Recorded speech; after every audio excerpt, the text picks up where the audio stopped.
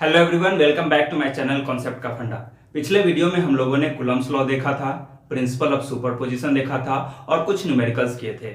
आज इस वीडियो में हम लोग कुछ और न्यूमेरिकल्स करेंगे, तो कॉपी और कलम लेकर बैठ जाओ। वीडियो में आगे बढ़ने से पहले मेरे जितने व्यूअर्स हैं उनके लिए एक बहुत बड़ी खुशखबरी है, ध्यान से सुनो।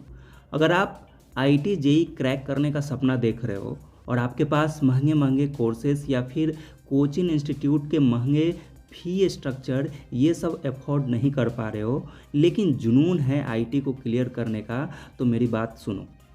अनअकैडमी का 45 डेज का सब्सक्रिप्शन ले लो, क्योंकि ये आपको आज 299 में मिल रहा है। रियली मैं अगर बताऊं आपको, इससे ज़्यादा तो आप एक टाइम का नाश्ता कर लेते होगे। इस 299 में आप वो 45 डेज तक प्लस सब्सक्रिप्शन के सारे कोर्सेज को एक्सेस कर पाओगे। ये सब्सक्रिप्शन के लिए ज़्यादा वक्त नहीं है आपके पास, 30 अप्रैल तक ही ये वैलिड है, तो आज ही ले लो और अपने आईआईटी जेईई के सपने को जीना शुरू करो। इसमें आप लाइव क्लासेस कर पाओगे टॉप एजुकेटर्स के द्वारा, 24/7 doubt solving, and also you will get guidance for CBSE board preparation. 299 में भी आपको 10% का डिस्काउंट मिल जाएगा अगर आप मेरा कोड यूज करोगे PRKU10, यानी ये आपको 270 में मिल जाएगा। भाई, इससे अच्छा मौका कभी नहीं आने वाला है। 270 में आप प्लस सब्सक्रिप्शन एक्सेस कर पा रहे हो, इंटरेक्टिव लाइव क्लासेस देख पा रहे हो, लाइव टेस्ट एंड क्यूजेस दे पाओगे और सारे कोर्सेज के PDF नोट्स भी आपको मिल जाएगा। इसी 299 के सब्सक्रिप्शन के साथ इंडिया के टॉप एजुकेटर जैसे अमरनाथ सर, अमित सर, ऐसे लोगों से आपको सीखने का मौका मिल रहा है। अनअकैडमी आपको एक डिटेल्ड स्टडी प्लानर भी देता है, जिससे आपकी सारी पढ़ाई स्ट्रक्चर कोर्सेज के थ्रू होगी। ज़्यादा डिटेल्स आप स्क्रीन पर देख पा रहे हो। समय बिल्कुल भी नहीं है, जितना जल्दी हो सके सब्सक्रिप्शन ले लो और अपने दोस्तों को भी शेयर करो। लिंक आपको डिस्क्रिप्शन में मिल जाएगा और मेरा कोड जरूर यूज करना, PRKU10। चलो पहला क्वेश्चन देखते हैं। 4 charges are arranged at the corners of a square ABCD as shown in figure. The force on the charge kept at the center O is। देखो, सबसे पहले 4 कॉर्नर्स है आपका स्क्वायर का, उसका नेमिंग कर दी ABCD, ठीक, और चारों कॉर्नर पे चार्ज रखा हुआ है इस तरह से, और आपसे पूछ रहा है कि इन चारों चार्ज के वजह से ये जो यहाँ पे फोर्स लगेगा, यहाँ पे जो चार्ज रखा हुआ है उस पे फोर्स लगेगा, वह किस तरह से होगा। क्या 0 होगा, क्या अलोंग द डायगोनल AC होगा, देखो इस तरह से होगा, या BD के अलोंग होगा, यानी ये इस तरह से होगा फोर्स, या परपेंडिकुलर टू साइड AB, या AB के परपेंडिकुलर होगा, यानी फोर्स इस पे ऐसे लगेगा। क्वेश्चन पूछ रहा है कि इस पे फोर्स किस डायरेक्शन में होगा, बस आपको डायरेक्शन निकालना है, फोर्स कैलकुलेट नहीं करना है।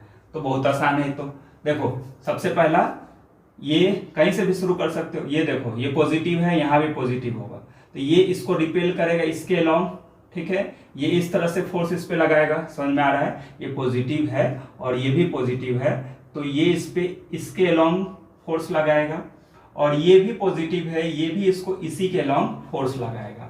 अब चेक करो कि किसका फोर्स ज्यादा होगा या दोनों फोर्स बराबर होगा। तो आप देख रहे हो कि ये दोनों का चार्ज भी सेम है और ये डिस्टेंस भी सेम होता है, मालूम है ना। ये हाफ हाफ होता है, ठीक, डायगोनल है, और ये इंटरसेक्ट कर रहा है, ये बाइसेक्ट करता है स्क्वायर, ठीक है। ये बराबर ये होगा, तो डिस्टेंस भी सेम है और चार्ज का मैग्नीट्यूड भी सेम है। तो आप क्या समझते हो कि ये फोर्स दोनों अलग अलग होगा? नहीं, दोनों फोर्स सेम लगाएगा, लेकिन अपोजिट डायरेक्शन में लग रहा है, तो ये बैलेंस कर देगा, ठीक है। दो फोर्स जब अपोजिट में लगे तो एक दूसरे को बैलेंस कर देता है, यानी इस पे कोई फोर्स नहीं लगेगा। चलो, ये हो गया खत्म, यानी इसका फोर्स और इसका फोर्स, दोनों का फोर्स बैलेंस हो गया। इन दोनों की वजह से इस पे कोई फोर्स नहीं लग रहा है। चलो ठीक, अब इसको देखो, 2Q है तो ये इसको इस तरफ रिपेल करेगा, और ये -2Q है तो ये इसको इस तरफ अट्रैक्ट करेगा। तो ये समझ में आ रहा है कि ये चार्ज जो है उस पे फोर्स इस डायरेक्शन में लगने वाला है। देखो, ये भी इसको इस तरफ रिपेल कर रहा है, ये भी इसको इस तरह से रिपेल कर रहा है, और ये भी इसको खींच रहा है इधर से। तो आप क्या कहोगे कि ये फोर्स जो इस पे लग रहा है वो BD के अलोंग है, ठीक है। ये जो डायगोनल है, स्क्वायर का डायगोनल है, वो उस पे जो फोर्स लग रहा है वो BD के अलोंग लग रहा है, O पे जो फोर्स लग रहा है वो BD के अलोंग लग रहा है। समझ में आ गया? इन दोनों की वजह से जो फोर्स लग रहा था वो सेम था, इक्वल था और अपोजिट डायरेक्शन में था, इसलिए वो कैंसिल कर दिया, एक दूसरे को बैलेंस कर दिया, तो ये फोर्स नहीं लगा रहा, ये फोर्स इसको इधर से लगा रहा है और ये भी इसको इधर से ही खींच रहा है, तो BD के अलॉन्ग हमारा फोर्स लग रहा है। तो ऑप्शन नंबर 3 आपका ये करेक्ट आंसर हो जाएगा। ठीक है, चलो अब नेक्स्ट क्वेश्चन देखो, ये बहुत ही आसान क्वेश्चन है। Using mass m, length l, time t and current a as fundamental quantity, the dimension of permittivity is. Permittivity का डायमेंशन निकालना, ठीक है, बहुत आसान है। आपको मैंने कल बताया था फोर्स का formula 1/4 pi epsilon not Q1 Q2 या Q²/R², ये फॉर्मूला था। चार्ज अगर सेम होता है तो हम लोग Q² लिख देते हैं, कोई बात नहीं। चलो अब यहां से ये है परमिटिविटी, ठीक है, ये मीडियम का कांस्टेंट होता है जो कि फोर्स को कम कर देता है, इलेक्ट्रोस्टैटिक फोर्स को कम कर देता है। इसका जिक्र हम लोग नेक्स्ट वीडियो में करेंगे। ठीक है, तो यहाँ से परमिटिविटी को इधर लाओ और फोर्स को उधर ले जाओ, इससे हम इसका डायमेंशन फार्मूला निकालेंगे। ठीक है, तो ये यहाँ पे डिवाइड में इधर जाकर मल्टीप्लाई में हो जाएगा, ये यहाँ आ गया और फोर्स नीचे चला जाएगा। ठीक है, और ये कांस्टेंट को हम लोग नहीं लिखते क्योंकि इसका डायमेंशन फार्मूला नहीं होता। ठीक, Q²/F² यहाँ तक कोई दिक्कत नहीं है। एप्सिलॉन नॉट इधर चला गया और F नीचे आ गया, Q²/F² कोई दिक्कत नहीं यहाँ तक। अब देखो Q का फॉर्मूला आप लोगों ने पढ़ा है, Q = I×T होता है। ठीक है, ये 10th में पढ़े होगे। तो I का फॉर्मूला, I को क्या लेना है आपको, A, ठीक, और टाइम का तो T होता है। ठीक, तो यहाँ पे स्क्वायर है, Q का फॉर्मूला क्या होता है, I×T, Q = I×T। तो Q का फॉर्मूला हम यहाँ पे पुट करेंगे ये वाला, ठीक है, A²T², डायमेंशन फॉर्मूला लिख लिए। ठीक, नीचे फोर्स क्या होता है, फोर्स = होता है मास इंटू एक्सेलरेशन। तो मास देखो, मास का हम लोग m लेते हैं और एक्सेलरेशन का होता है LT⁻², LT⁻²। ये समझ में आ गया, मास इंटू एक्सेलरेशन। एक्सेलरेशन ये याद रखना, एक्सेलरेशन का LT⁻² होता है। ठीक, तो यहाँ पे लिख लेते हैं mLT⁻², और r डिस्टेंस होता है तो इसका हम लोग लिख लेते हैं L²। ठीक है, r क्या होता है, डिस्टेंस होता है, और डिस्टेंस का डायमेंशन फॉर्मूला क्या होता है, L लिखते हैं डिस्टेंस के लिए। तो r² है तो यहाँ पे L² हो गया। बस अब इसको सॉल्व कर दो।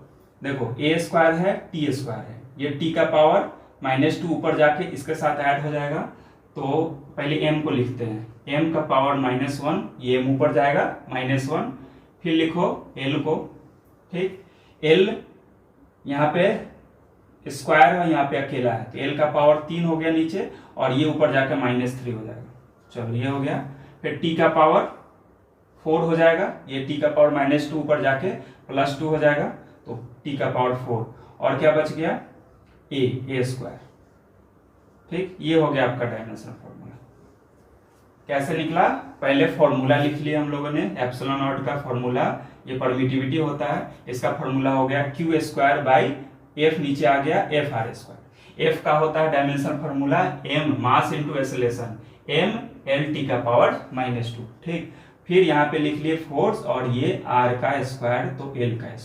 ठीक, फिर m को ऊपर ले गए, m का पावर -1, फिर L यहाँ पे 3 है, ठीक है, 2 का पावर, L का पावर 2 है, और यहाँ पे L का पावर 1 है, तो L का पावर 3 नीचे हो गया, ये ऊपर जाएगा L का पावर -3। ठीक, फिर T का पावर -2 नीचे था, ये ऊपर जाएगा T का पावर 4, फिर A² ऊपर में है, तो ये हो जाएगा फॉर्मूला।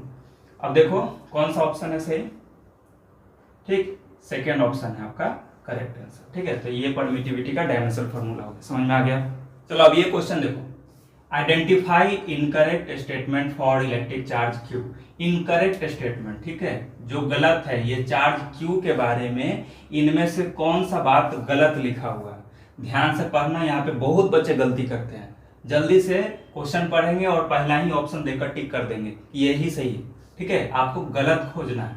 ठीक, तो सबसे पहले चार्ज को देखो, चार्ज क्वांटाइज होता है क्या, चार्ज जो होता है वो कहीं पे ट्रांसफर हो रहा है तो वहां पे नंबर्स में होता है या फ्रैक्शंस में होता है, तो नंबर्स में होता है। क्योंकि मान लो कोई ये बॉडी है, इस पे अगर हम चार्ज देंगे तो वो 1 इलेक्ट्रॉन देंगे, 2 इलेक्ट्रॉन देंगे, 500 इलेक्ट्रॉन देंगे, लेकिन कभी भी 1/2 इलेक्ट्रॉन नहीं देंगे, 5/3 इलेक्ट्रॉन नहीं देंगे, 2.3 इलेक्ट्रॉन नहीं देंगे, यानी इलेक्ट्रॉन हमेशा क्या होगा, नंबर में जाएगा। तो चार्ज जो होता है वह इंटीग्रल मल्टीपल होता है इसके इलेक्ट्रॉन के चार्ज का, ठीक है, इंटीग्रल मल्टीपल होता है, यानी ये नंबर्स में जाएगा, कभी भी फ्रैक्शंस में चार्ज नहीं ट्रांसफर होता है। क्लियर है बात? तो चार्ज क्वांटाइज होता है, ये चार्ज के बारे में सही स्टेटमेंट है। चार्ज कंजर्व होता है, बिल्कुल सही बात है, क्योंकि चार्ज को ना ही आप खत्म कर सकते हो और ना ही बना सकते हो, ठीक है। कहीं से चार्ज आपको लेकर कहीं पर ट्रांसफर कर सकते हो, ना कि अपने आप बना सकते हो चार्ज को, ठीक। एडिटिव, चूंकि चार्ज जो होता है वो स्केलर क्वांटिटी होता है। मान लो कोई एक, देखो ध्यान से समझना इस बात को, मान लो कोई एक कंटेनर है या सिस्टम है, इसको अगर हम चार्ज देते हैं 5 कूलम, फिर देते हैं 3 कूलम, फिर देते हैं -2 कूलम, ठीक। अब बताओ इस पे नेट चार्ज क्या है, इस सिस्टम पे नेट चार्ज क्या है? तो आप क्या करोगे, 5 + 3 - 2 8 - 2 6, चार्ज इस पे 6 कूलम है। कैसे किए? एल्जेब्रिक सम किए, ऐसे ऐसे करके जितने प्लस होंगे उसको एक साथ जोड़ोगे, फिर माइनस वाले को इस तरह से सॉल्व करके एल्जेब्रिक एडिशन इसको बोला जाता है। तो एल्जेब्रिक एडिशन करके इसका आप नेट चार्ज निकाल रहे हो, तो इसको बोलते हैं कि ये एडिटिव नेचर का है। जो भी स्केलर क्वांटिटी होते हैं वो एडिटिव नेचर का होता है, समझ में आया? ये चार्ज जो है स्केलर क्वांटिटी है, तो एडिटिव ये फॉलो करता है, यानी ये इसके बारे में सही बात है। नॉन ट्रांसफरेबल, देखो ये तो सबसे बेकार की बात है। अभी हम लोगों ने कई बार बोला कि चार्ज को सिर्फ ट्रांसफर किया जा सकता है, यहां से इलेक्ट्रॉन निकाल के यहां डाला जा सकता है, इसका इलेक्ट्रॉन निकाल के इस पे डाला जा सकता है, चार्ज को सिर्फ ट्रांसफर कर सकते हैं। चार्ज कभी भी अपने आप बनता नहीं है, अपने आप डिस्ट्रॉय नहीं होता है, चार्ज को बस हम लोग ट्रांसफर कर सकते हैं, इधर से उधर ट्रांसफर कर सकते हैं। और यहाँ पे इतना गलत लिखा हुआ है नॉन ट्रांसफर, क्या चार्ज ट्रांसफर नहीं हो सकता है? तो ये स्टेटमेंट आपका गलत है, ठीक है, चार्ज के बारे में ये गलत लिखा हुआ है, समझ में आ गया? चलो अब ये क्वेश्चन देखो, 3 charges are placed at the vertices of an equilateral triangle of side A as shown in figure. The force experienced by the charge placed at the vertex A in direction normal to BC. Equilateral triangle है, इसके तीनों कोण पे, तीनों vertices पे charge रखा हुआ है, ठीक। और कह रहा है कि इस ए वाले चार्ज जो ए पे बैठा है उस पे जो फोर्स लग रहा है बीसी के परपेंडिकुलर के एलोंग, मतलब बीसी ये है और इसका परपेंडिकुलर ये होगा, ठीक है, नॉर्मल परपेंडिकुलर ये डायरेक्शन होगा, ठीक है, ये वाला डायरेक्शन। तो कह रहा है कि इस वाले चार्ज पे बीसी के नॉर्मल कौन सा फोर्स लग रहा है, ठीक है, इसमें से कौन सा फोर्स इसके बीसी के अलोंग लग रहा है, ठीक। समझ में आ गया क्वेश्चन कि बीसी का नॉर्मल समझ में आया ना, बीसी ये है, इसका नॉर्मल ये है, तो ए पे जो भी चार्ज बैठा हुआ है इस पे फोर्स जो लग रहा है बीसी के नॉर्मल के अलोंग, वो आपको बताना है। समझ में आ गया बात? तो देखो ये मेरा है ए, ठीक, यहाँ पे सी है, ये इसको इस तरफ फोर्स लगाएगा, ठीक है ना, ये वाला फोर्स एफ सी इधर लगेगा, समझ में आ रहा है? सी जो है वो ये फोर्स इस पे इस तरफ से लगाएगा एफ सी, ठीक, यहाँ पे ये समझ में आ गया। अब देखो यहाँ पे ये जो बी पे बैठा हुआ है ये नीचे इसको खींचेगा एफ बी, ध्यान से समझो, एफ सी फोर्स, जो सी जो फोर्स लगा रहा है इस पे वो इसके अलोंग होगा एफ सी, बी जो फोर्स लगा रहा है इस पे वो इसको अट्रैक्ट करेगा, खींचेगा, क्योंकि ये निगेटिव चार्ज है, ठीक, ये पॉजिटिव था इसलिए इसको रिपेल कर रहा था इस डायरेक्शन में, और ये निगेटिव चार्ज है तो इसको खींचेगा इस डायरेक्शन में, ठीक है, लाइन ज्वाइनिंग में वो खींचेगा, ठीक। अब बताओ इसका परपेंडिकुलर, यहाँ से अगर नॉर्मल बनाते हो, इसके अगर इसके पैरेलल बनाते हो तो इन दोनों के बीच का ये रिजल्टेंट होगा, ठीक, और ये एंगल कितना होगा, इक्विलेटरल ट्रायंगल है, ये 60 होगा, ये 60 होगा और ये भी 60 होगा। समझ में आ गया? ये पूरा 180 होना चाहिए, ये 60 है, ये भी 60 होगा, ये भी 60 होगा, ये बीचों बीच में होगा, ठीक। अब देखो, अब ये फोर्स जो एफसी है वह इसके अलोंग कौन सा फोर्स लग रहा है, यहाँ पे इसके अलोंग कौन सा फोर्स लग रहा है, एफ सी कॉस 60 डिग्री। समझ में आ रहा है? ध्यान से समझो, जैसे मान लो ये एक फोर्स है, ठीक, ये थीटा है और ये एफ सी है, तो इसके अलोंग, बेस के along F C cos theta होता है और परपेंडिकुलर के along F C sine theta होगा, ठीक है, ये बात आप वेक्टर में पढ़े होंगे, ठीक है। तो बताओ यहाँ पे एफ सी इधर लग रहा है और इसके along F C cos theta लग रहा होगा और एकदम ठीक परपेंडिकुलर इसका ऊपर में ऐसे वाला ऊपर में एफ सी साइन थीटा लग रहा होगा। यहाँ पे एफ सी साइन थीटा लग रहा होगा, साइन 60 डिग्री। ठीक है, थीटा कितना है 60 डिग्री। ये चीज समझ में आया। एफ सी इधर लग रहा है, इसका नीचे ये 60 डिग्री है तो ये लगेगा एफ सी कॉस 60 और ऊपर में लगेगा एफ सी साइन 60। ये वाला बात समझ में आ गया। अब बी को समझो। बी में नीचे एफ बी लग रहा है तो इसके along F B cos theta लगेगा। देखो यहाँ पे एफ सी कॉस थीटा भी कॉस 60 भी इधर ही है और एफ बी कॉस 60 भी इधर ही है। ठीक, बेस के अलोंग देखो बेस से सटा हुआ है, ये वाला बेस से सटा हुआ है तो ये आएगा क्या F C cos 60, F B cos 60। ठीक, और इसके जस्ट परपेंडिकुलर नीचे आएगा इसका। ठीक, तो ये हो जाएगा एफ बी साइन 60। आपने क्या देखा, ऊपर और नीचे एफ सी साइन 60 लग रहा है और नीचे में एफ बी साइन 60 लग रहा है। अब ये देखना है कि क्या ये दोनों फोर्स बराबर है। ये दोनों फोर्स अगर बराबर होगा तो एक दूसरे को कैंसिल कर देगा। अब देखो दोनों फोर्स बराबर है कि नहीं। ये जो इस पे फोर्स लगा रहा है ये इस डिस्टेंस से लगा रहा है तो फोर्स इसका और इसका दोनों का सेम होगा, क्योंकि चार्ज अपोजिट है लेकिन उतना ही चार्ज है। चार्ज अपोजिट भले है लेकिन चार्ज का मैग्नीट्यूड दोनों का सेम है। ठीक, ये इसको खींच रहा है, ये इसको रिपेल कर रहा है लेकिन उतना ही फोर्स है क्योंकि चार्ज सेम है और डिस्टेंस भी सेम है। यानी इसका जो ऊपर में आ रहा है एफ सी का ऊपर जो कंपोनेंट आ रहा है वो एफ सी साइन 60 ये भी बराबर होगा और नीचे में इसके एफ बी के परपेंडिकुलर वाला जो फोर्स इधर लग रहा है वो एफ बी साइन 60 लग रहा है, ये भी बराबर होगा। यानी ए पे बी सी के अलोंग दोनों इक्वल फोर्स लग रहा है। नहीं समझ में आ रहा है। एफ सी जो लग रहा था ऐसे उसका दो कंपोनेंट हम लोगों ने किया। देखो एक ये बेस से एफ सी कॉस 60 और परपेंडिकुलर एफ सी साइन 60। ठीक, फिर बी का हम लोगों ने दो कंपोनेंट किया। यहाँ पे बेस से जो चिपका हुआ था वो एफ बी कॉस 60 और ये परपेंडिकुलर एफ बी साइन 60।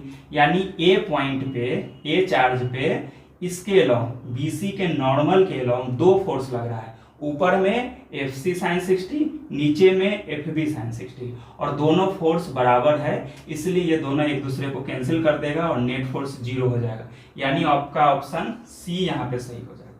ठीक है, बीसी के अलोंग कोई फोर्स नहीं लग रहा है, बीसी के अलोंग बीसी के नॉर्मल के अलोंग कोई फोर्स नहीं लग रहा है, दोनों आपस में कैंसिल हो जाएगा। समझ में आ गया। चलो अब एक लास्ट क्वेश्चन लेते हैं।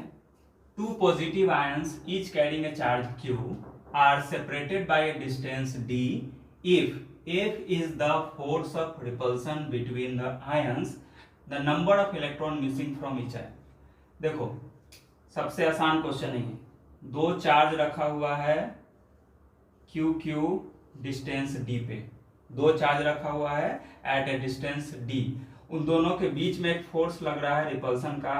क्या होगा force 1/4 pi epsilon not q square by D square. यहाँ दोनों के बीच का डिस्टेंस कितना है d, इसलिए लिखे यहाँ पे डी स्क्वायर। ठीक, फिर कह रहा है कि इन दोनों में कितना इलेक्ट्रॉन मिसिंग है। तो चार्ज का और नंबर ऑफ इलेक्ट्रॉन का कोई रिलेशन आपको पता है? तो बिल्कुल पता है, कल ही हम लोग बात किए हैं Q equal to n e, ये होता है फॉर्मूला। तो यहाँ पे Q के जगह पे हम क्या लिख रहे हैं एन ई का स्क्वायर। Q का स्क्वायर होता है यहाँ पे, तो Q के जगह पे लिख लिए एन ई, तो एन ई का स्क्वायर। ठीक, अब यहाँ से हमें क्या निकाल लेना है, एन निकाल लेना है। देखो कैसे निकालोगे, यहाँ से ये पूरा नीचे वाले को उस तरफ ले जाओ। क्या लिखोगे, इस तरफ क्या है एन ई का होल स्क्वायर, इसको ऐसे लिखते हैं एन का स्क्वायर ई का स्क्वायर इक्वल टू ये पूरा, ये नीचे जो पूरा था ये इस तरफ आ गया। ठीक है, लिखेंगे 4 pi epsilon not F D square by, अब यहां से देखो ये एन स्क्वायर हमें निकालना है तो ई स्क्वायर को उस तरफ ले जा रहे हैं। ठीक, ई स्क्वायर को हम लोगों ने इस तरफ लिख लिया, कोई दिक्कत नहीं। अब यहां से स्क्वायर से रूट हटा लेना है। ठीक, ये स्क्वायर हो गया और यहाँ पे रूट हो गया। कितना आसान क्वेश्चन है, बताओ कौन सा ऑप्शन सही है। 4 pi epsilon not F D square by E square, D option आपका सही है। समझ में आया। कह रहा था कि दो पॉजिटिव आयन है, दोनों पे चार्ज Q है। ठीक, और वो दोनों एक डिस्टेंस डी पे रखा हुआ है। इन दोनों के बीच में एक फोर्स लग रहा है, क्या, 1/4 pi epsilon not Q square by D square. तो कितना इलेक्ट्रॉन इसमें मिसिंग है, तो हम लोग जानते हैं कि चार्ज और इलेक्ट्रॉन के बीच में, नंबर ऑफ इलेक्ट्रॉन के बीच में एक रिलेशन होता है, ठीक, Q = Ne। अगर आपको ये नहीं पता है तो इससे पिछले वाला जाके वीडियो देखो, ठीक। तो चार्ज की जगह पे Ne रख लिए, Ne का स्क्वायर, फिर क्या किए, इसको इधर ले आए और E स्क्वायर को नीचे ले आए, N स्क्वायर था यहाँ पे और इस पे स्क्वायर हटा के इधर पे रूट लगा दिए। कोई दिक्कत नहीं, समझ में आ गया। चलो, इस वीडियो में इतना ही, मिलते हैं नेक्स्ट वीडियो में नए क्वेश्चंस के साथ। Thank you so much for watching.